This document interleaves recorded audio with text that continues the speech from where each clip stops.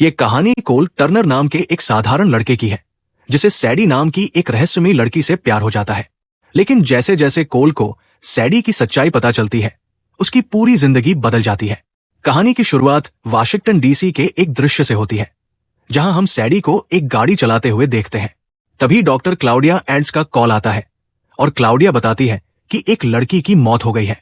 जैसे ही सैडी को उसका नाम पता चलता है, वो उदास हो जाती है। हालांकि वो उस लड़की को अच्छी तरह से नहीं जानती थी, फिर भी उसकी मौत से उसे दुख होता है।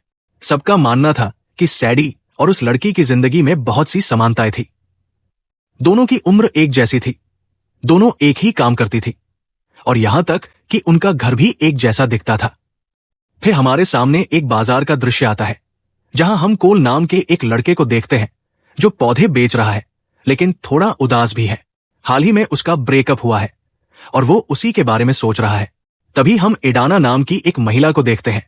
जैसे ही वो देखती है कि कोल थोड़ा उदास है, वो उससे बात करने लगती है और कहती है कि उसे कोई नई लड़की मिल जाएगी। उसे उसके बारे में सोचना बंद कर देना चाहिए और खुद को संभालना चाहिए। एडाना कोल को कहती है कि वो थोड़ी देर के लिए कहीं जा रही है, तब तक क्या वो उसकी दुकान को देख लेगा, और कोल हाँ कह देता है। तभी हम सैडी को देखते हैं, जो एडाना की दुकान पर आती है और उसके पौधों को देखने लगती है। उसे एक पौधा बहुत पसंद आता है। तब कोल उसे गाइड करने के लिए आता है और पूछता है कि वो घर पर कितनी देर रहती है। सैडी कहती है कि वो कभी कभी महीनों तक बाहर रहती है। तब कोल कहता है कि ये पौधा उसके लिए नहीं है।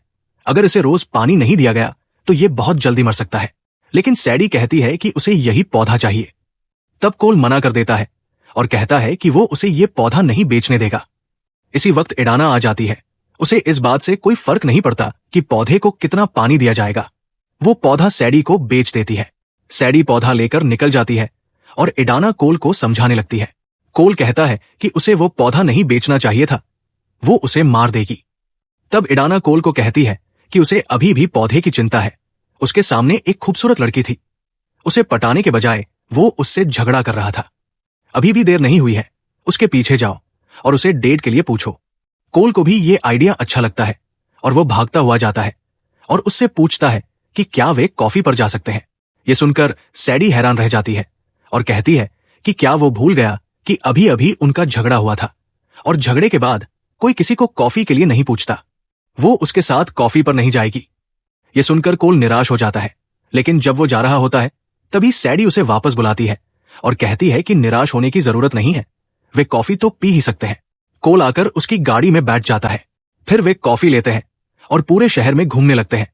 सैडी कोल से पूछती है कि वो क्या कर रहा है। कोल बताता है कि वो पौधों की देखभाल के बारे में एक किताब लिख रहा है। तभी दोनों बात करने लगते हैं।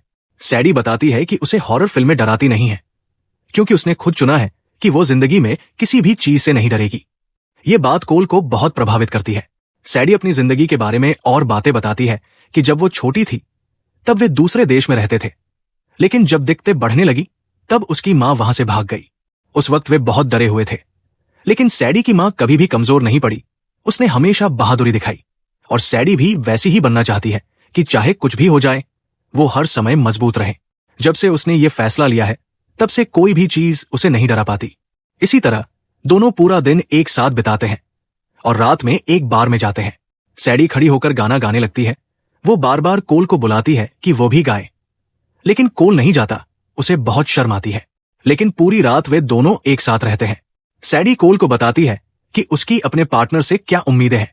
वो कहती है कि वो चाहती है कि उसका पार्टनर एक पौधे की तरह हो, जिसे बहुत लंबे समय तक पानी न देना पड़े, फिर भी वो वही रहे। वो बहुत यात्रा करती है और अपने पार्टनर से हमेशा मिल नहीं सकती। उनके बीच बहुत दिनों तक दूरियां रहेंगी, लेकिन कभी कभी उसे अकेलापन महसूस होता है। वो चाहती है कि उसके जीवन में कोई ऐसा हो जो उसे समझे। अगर वे दूर भी रहें तब भी उसे कोई परेशानी न हो। फिर धीरे धीरे दोनों करीब आने लगते हैं और वे किस करते हैं। फिर कोल सैडी को घर छोड़ने जाता है। सैडी उसे अंदर बुलाती है और अंदर जाने के बाद वे दोनों इंटीमेट होते हैं। फिर कोल अपने घर वापस आ जाता है। वो बहुत खुश है, इसलिए वो सैडी के बारे में सब कुछ अपने माता पिता को बताता है और ये भी कहता है कि उसे लगता है कि वही लड़की है जिसे वो अब तक ढूंढ रहा था। तभी हम कोल की बहन मैथी को देखते हैं। मैथी कहती है कि ये लड़की भी उसे नहीं मिलेगी। एक वक्त के बाद ये भी उसे छोड़ के चली जाएगी, क्योंकि उसकी आदत है चीजों को खराब करने की। ये सुनकर कोल के माता पिता मैथी को डांटते हैं और कहते हैं कि उसे ऐसा नहीं बोलना चाहिए। लेकिन कोल कोई जवाब नहीं देता।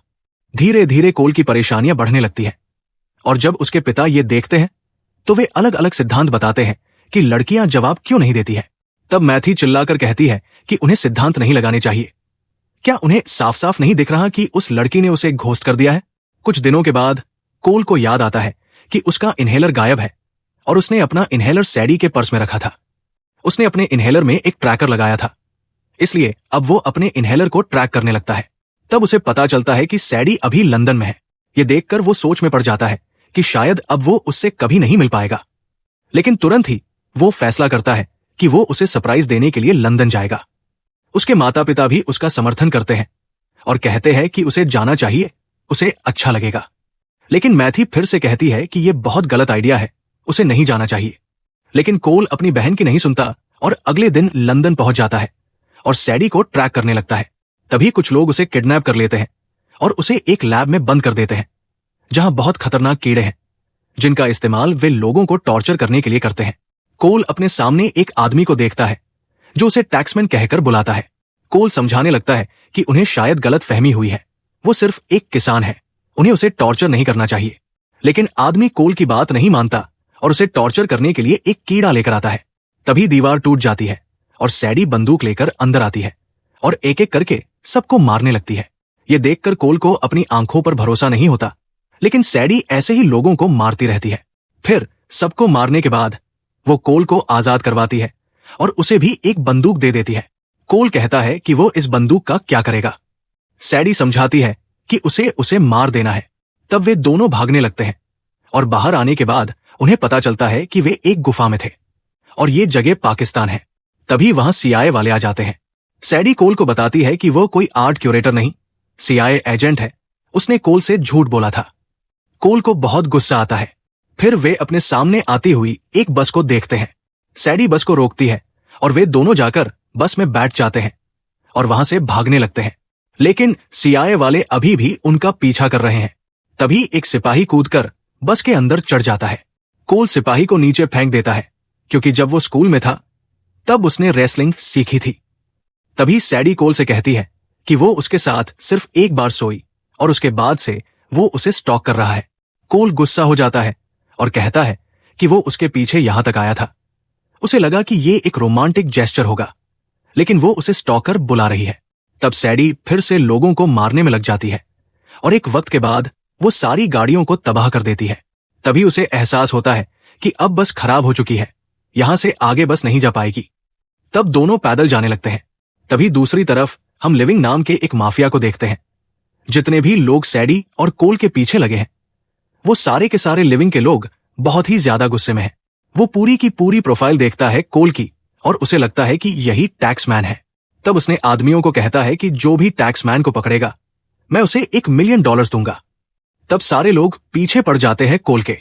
तभी हम देखते हैं कोल और सैडी को जो मार्को नाम के एक आदमी से जाकर के मिलते हैं। तो मार्को भी सैडी को किस करता है, तो ये बात कोल को बिल्कुल भी अच्छी नहीं लगती है। तो मार्को और सैडी बात करना शुरू करते हैं और हमें पता लगता है कि यहां पर इसीलिए लगा था कि यहां पर एक बायो वेपन है जो बहुत ही ज्यादा खतरनाक है। अगर वो आतंकवादियों के हाथ लग गया तो वो बहुत सारे देश को तबाह कर सकते हैं। वो कोल को बचाने यहां पर नहीं आई थी।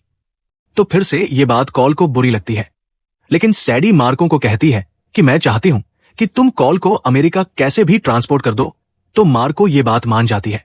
तब वो मार्को को बताती है कि हम दोनों कभी डेट किया करते थे, हम एक ही प्रोफेशन में, इसलिए हमारे लिए बहुत आसान था।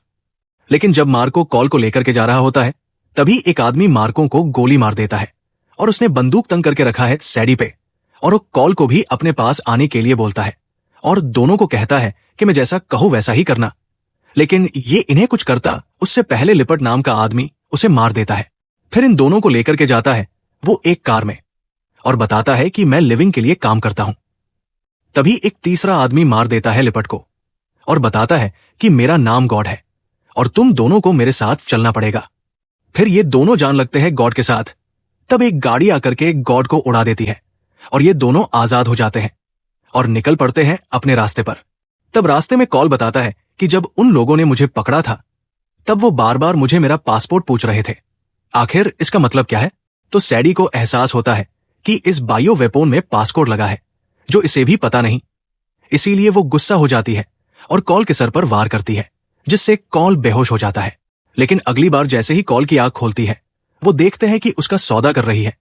वो कॉल को लेकर के आई है लिविंग के लोगों के पास और उन्हें बताती है कि यही टैक्समैन है, अब मुझे मेरे पैसे चाहिए, क्योंकि इस पे $1 मिलियन का ही नाम है। तब ये लोग इन दोनों को प्लेन में बैठाती है। यहां पर लिविंग नहीं आता है। वो इस काम की जिम्मेदारी देता है अपना राइट हैंड को, जिसका नाम है वैगनर। तभी इनका प्लेन भी टेक ऑफ हो जाता है और सारे लोग तैयारी करने लगते हैं कि वो टॉर्चर करेंगे कॉल को ताकि वो कोड बता दे। लेकिन इसी बीच वैगनर जैसे ही फोन चेक करता है कॉल का, उसे इन दोनों की तस्वीर मिलती है जिसमें ये लोग बिस्तर पर सो रहे हैं। तब वैगनर को शक होने लगता है और समझ जाता है कि ये लोग जरूर कुछ ना कुछ घपला करने वाले हैं। तब सैडी इन पे हमला करती है। वो पहले मारती है वैगनर को, उसके बाद बाकी लोगों पर टूट पड़ती है। लेकिन यहां पर एक बहुत ही विशाल आदमी है जो स्टेप करते हैं सैडी को, लेकिन वो उसे मारता उससे पहले कॉल हमला कर देता है उस पे और अपने रेसलिंग स्किल का इस्तेमाल करके उसे बेहोश कर देता है। लेकिन इन्हें पता है कि ये प्लेन कभी भी क्रैश हो सकता है। सिर सैडी बोली कि हमारे पास एक ही पैराशूट है, तुम उसे लो और नीचे कूद जाओ। तब कॉल कहता है कि मैं अकेला नहीं जाऊंगा। सिर दोनों एक ही पैराशूट की मदद से नीचे उतरता है और एक आइलैंड पर रहता है। फिर दोनों में किस होता है। लेकिन लिविंग अपने लोगों को यहां पर भेज के इन्फॉर्म कर दिया था और सैडी ने भी सीआईए के लोगों को इन्फॉर्म कर दिया था। सीआईए के लोग भी यहां पर चले आते हैं और हर तरफ गोलियां चलने लगती है और घमासान लड़ाई हो रही होती है। तभी हम देखते हैं लिविंग के एक आदमी को जो उस बायो वेपन को लेकर के भाग जाता है जो अब तक सैडी के पास था।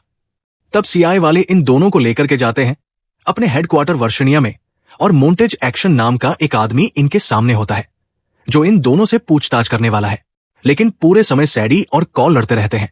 सैडी कॉल को कहती है कि तुम्हारी वजह से ये सारी की सारी दिखते हुई है। मैं अगर तुम्हें नहीं बचाती तो बायो ओपन मेरे हाथ में होता। तुम्हें बचाने के चक्कर में मैंने उसे खो दिया। तो ये बात कॉल को बहुत बुरी लगती है और इन दोनों को अलग अलग कमरे में बैठा दिया जाता है और सैडी मिलती है अपने बॉस क्लोडिया से। क्लोडिया सैडी को बोलती है कि अगर तुम उसे बायो वेपन को वापस नहीं लाई तब तुम्हारी नौकरी भी जा सकती है। और दूसरी तरफ जैक्सन समझा रहा होता है कॉल को कि जितना हो सके वो सैडी से दूर रहे। सैडी को झूठ बोलने में महारत हासिल है कि वो अब तक कितने सारे लोगों को मारा है। लेकिन जब सारे लोग इस केस कर रहे होते हैं तभी कॉल के नजर पड़ती है एक प्लांट पे जो उनके के घर पर था। लेकिन कॉल को यह बात पता नहीं थी कि इंसान एक एजेंट है जो उसे धोखा दे रही थी। तब कॉल बताता है इस प्लांट के बारे में और यह भी कहता है कि वो पासकोड इसी प्लांट के अंदर है। अगर ये प्लांट मुझे मिल जाए तो मैं बता सकता हूं कि आखिर पासकोड है क्या। हमें बस हैगना के अपार्टमेंट में जाना है इस पौधे को लाने के लिए। तब इन सारे बातों को सुनने के बाद सीआईए निश्चय करती है कि वो लोग इस मिशन में शामिल कर रहे हैं कॉल को, और कॉल को ये भी बताते हैं कि तुम्हारे साथ साथ तुम्हारा परिवार भी खतरे में आ सकता है। उन्हें लगता है कि तुम एक टैक्समैन हो, इसलिए तुम्हें कैसे भी हमारी मदद चाहिए। तब इन बातों को सुनने के बाद कॉल भी मान जाता है तो सैडी उसे समझाती है और कहती है कि सिर्फ तुम्हें फंसाने की साजिश कर रहे हैं। ये तुम्हारा इस्तेमाल करेंगे और तुम्हें ऐसे ही छोड़ देंगे। तब कॉल कहता है कि वो लोग यही बोल रहे थे कि तुमने भी सिर्फ मेरा इस्तेमाल किया है। तब इस बात को सुनकर सैडी गुस्सा करके यहां से चली जाती है। तभी दूसरी तरफ हम देखते हैं मिस्टर उटामिन को। मिस्टर उटामिन ने ही काम दिया था लिविंग को कि वो बायो वेपन को लाए और वो बहुत ही ज्यादा गुस्से में लगे। वो कहता है कि मुझे कैसे भी इसका पासकोड चाहिए और अगर जल्दी से तुमने पासकोड लाकर नहीं दिया तब तुम्हारी मौत पक्की है। इसी बीच हम देखते हैं कॉल को जिसके लिए सीआईए ने एक टेबल बुक किया है और हर जगह ये खबर फैल गई है ताकि ये खबर लिविंग तक पहुंच जाए और वो उसे पकड़ ले। लेकिन लिविंग बहुत चालाक है। उसने हर तरफ अपने आदमियों को फैला दिया था जो सभी सीआईए वालों को मार देते हैं। उन्होंने जैक्सन पर भी गोलियां चलाई। लेकिन जैक्सन अपने आखिरी वक्त में कल करता है कॉल को और बताता है कि जितनी जल्दी हो सके वहां से भाग जाओ क्योंकि अब तुम्हें कोई भी सपोर्ट नहीं मिल पाएगा। फिर भी कॉल यहां से नहीं भागता। उसे लगता है कि अगर वो मुसीबत में होगा तो सीआईए यहां जरूर आएगी। तभी हम लिविंग और उटामिन को देखते हैं। ये दोनों कॉल के पास आते हैं और उसके सामने ब्रीफ केस रख देते हैं जिसके अंदर वो बायो वेपन है। और कॉल नाटक करके बोला कि तुम्हें क्या लगा कि तुमने खुद पता लगाया कि मैं कहां हूं। मैंने तुम्हें ये लोकेशन भेजी थी। मैं सरकार के लिए काम करके तंग आ चुका हूं। मुझे अब पैसे चाहिए। मैं इस बिल्डिंग में गरीब बनकर आया था लेकिन यहां से मैं अमीर बनकर जाना चाहता हूं। अगर तुम मुझे पैसे दोगे तभी मैं इसे खोलूंगा। कॉल अंदर से बहुत ज्यादा डरा हुआ है वो बस टाइम पास कर रहा है ताकि कहीं से भी सीआई आ जाए। लेकिन लिविंग भी अब गुस्सा हो जाता है और कॉल से कहता है कि बेवकूफ किसी और को बनाना, जितनी जल्दी हो सके इस डिब्बे को खोलो। कॉल और भी ज्यादा डरने लगता है। तभी यहां पर सैडी आ जाती है और कॉल के पास बैठती है। फिर वो बताती है कि असली टैक्समैन मैं हूं, मुझे कोड पता है और वो पैसे मुझे चाहिए। इन बातों को सुनने के बाद उटामिन तंग आ जाता है और कहता है कि तुम्हें कितने पैसे चाहिए। जितने भी पैसे सैडी बोलती है वो उटामिन सैडी के अकाउंट में ट्रांसफर कर देता है। उसे पता चलता है कि उसने पासवर्ड का पता लगा लिया है। तभी हम देखते हैं कि यहां पर बहुत सारे हिटमैन हैं। उन सबके फोन पर लिविंग की फोटो जाती है।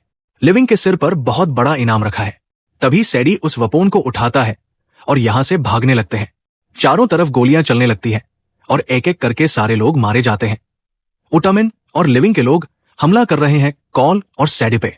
सैडी उनका मुंहतोड़ जवाब दे रहे हैं और कॉल भी लोगों को मार रहा है। उसे पता है कि ऐसे लोगों से कैसे निपटना है। तभी हम उटामिन को देखते हैं जो बार बार लिविंग से कहता है कि मुझे कैसे भी करके वो वपोन चाहिए। तो वो गुस्सा होकर उटामिन को मार देता है। तभी हम वेगन को देखते हैं जिसने कॉल पर हमला कर दिया है और ये दोनों लड़ते हुए नीचे जाते हैं। पूरी बिल्डिंग को व्हील की तरह बनाया गया है जो कभी कभी घूमती है। लेकिन जब ये लोग नीचे लड़ रहे होते हैं तभी यहां की मशीन खराब होने लगती है और वेगन और कॉल ऐसे ही लड़ते रहते हैं। लेकिन अंत में कॉल वेगन को मशीनों के बीच फेंक देता है। वेगन की मौत हो जाती है जिससे यहां की मशीन में और खराबी होती है और पूरी की पूरी बिल्डिंग घूम रही है। तभी लिविंग जाता है सैडी के पास। इन दोनों के बीच बहुत देर तक लड़ाई होती है। तब लिविक मारने वाला होता है सैडी को। तब कॉल आता है और लिविक को दूर फेंक देता है। पर ओ बायो वपोन अब लिविंग के हाथ में है और वो यहां से भागने की कोशिश कर रहा है। तभी सैडी बंदूक उठाती है और रूफटॉप पर गोली चलाती है। वहां का एक पंखा लिविंग के ऊपर गिर जाता है और लिविंग की मौत हो जाती है। तभी कॉल फिर से सैडी की जान बचाता है और इस दिल दहला देने वाले दृश्य को देखने के बाद तभी दोनों एक दूसरे को प्यार से किस करते हैं, जैसे कि उनके बीच का बंधन और भी मजबूत हो गया हो। वक्त तेजी से बीतता है और हम कॉल और सैडी को कॉल के घर पर देखते हैं जहां वो अपने माता पिता के साथ खुशी खुशी डिनर कर रही है। टीवी पर वे दोनों साथ बैठकर अपनी कहानी देख रहे हैं। धीरे धीरे उनका रिश्ता और गहरा होता जाता है और वे अपने अपने क्षेत्र में सफलता की ऊंचाइयों को छूते हैं। और इसी के साथ ये रोमांचक और भावनात्मक फिल्म यहीं समाप्त होती है। तो दोस्तों, हमारी आज की वीडियो यहीं पर समाप्त होती है। अगर आपको हमारी ये वीडियो पसंद आई हो तो इसे लाइक करें, शेयर करें और हमारे चैनल को सब्सक्राइब करना न भूलें। धन्यवाद।